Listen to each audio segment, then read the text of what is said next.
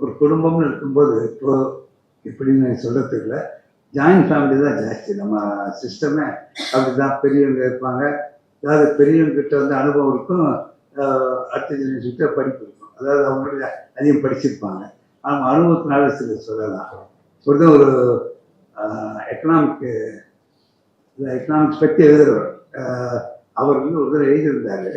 98ல் ஒரு பெரிய world economics crash வந்தது. அதே மாதிரி 2008ல் வந்தது.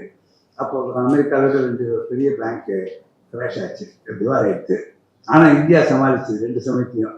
அப்போ அவர் எழுதியிருந்தார் அந்த புத்தகத்தில் 2 விஷயம். ஒன்று வந்து இங்கே ரிசர்வ் பேங்க் கண்ட்ரோல் ஜாஸ்தி, அது எப்பவுமே வெஸ்டர்ன் கண்ட்ரிஸ் நம்ம கோச்சுவாங்க, நீங்கள் ரொம்ப அளவுக்கு மேலே கண்ட்ரோல் பண்ணுறீங்கன்னு.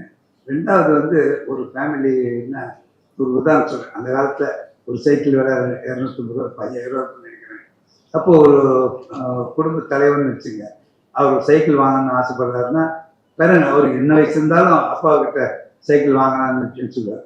அவங்க ஃபாதர் என்ன சொல்வார், நீ கடன் வாங்கி மாதம் 25 ரூபா கட்டுற மாதிரி வச்சுக்காத, எப்போ நீ சைக்கிள் வாங்கணும்னு டிசைட் பண்ணிட்டியோ 25 ரூபா இப்போ தனியாக எடுத்துகிட்டே வா, வச்சுட்டே வா, 10 months கழிச்சு முன்பணத்தில் வாங்க அப்படின்னு சொல்லுவாங்க.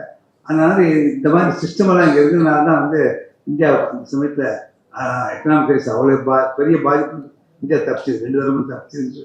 அது உண்மையான விஷயம்.